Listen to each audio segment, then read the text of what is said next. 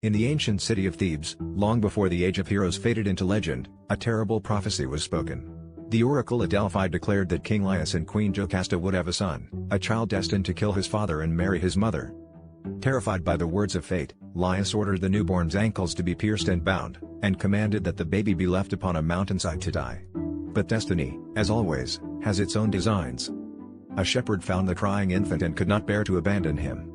He carried the boy to the city of Corinth, where the child was adopted by King Oedipus and Queen Merope. They named him Oedipus, meaning swollen foot, for the scars left on his ankles. He grew up loved and proud, never suspecting he was not their true son. But whispers spread. A drunkard at a banquet once laughed and called him bastard. Confused and wounded, Oedipus sought the truth from the oracle at Delphi. Yet the oracle gave no comfort, only a prophecy. You are destined to kill your father and wed your mother. Horrified, Oedipus vowed never to return to Corinth.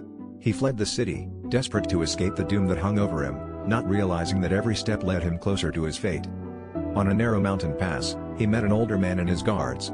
Pride clashed with pride, tempers flared, and in blind anger, Oedipus struck the man down, killing him and all his men. He did not know it then, but the man he slew was King Laius, his true father.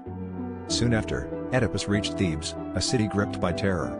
A monstrous creature, the Sphinx, with the body of a lion, wings of an eagle, and face of a woman, had laid siege to the gates. She devoured all who failed to answer her riddle. What walks on 4 legs in the morning, 2 at noon, and 3 in the evening? Brave men had fallen, yet none could solve it.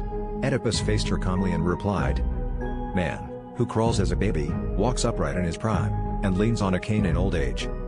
The Sphinx screamed and hurled herself from the cliffs. Thebes was free at last, and its people crowned Oedipus their savior.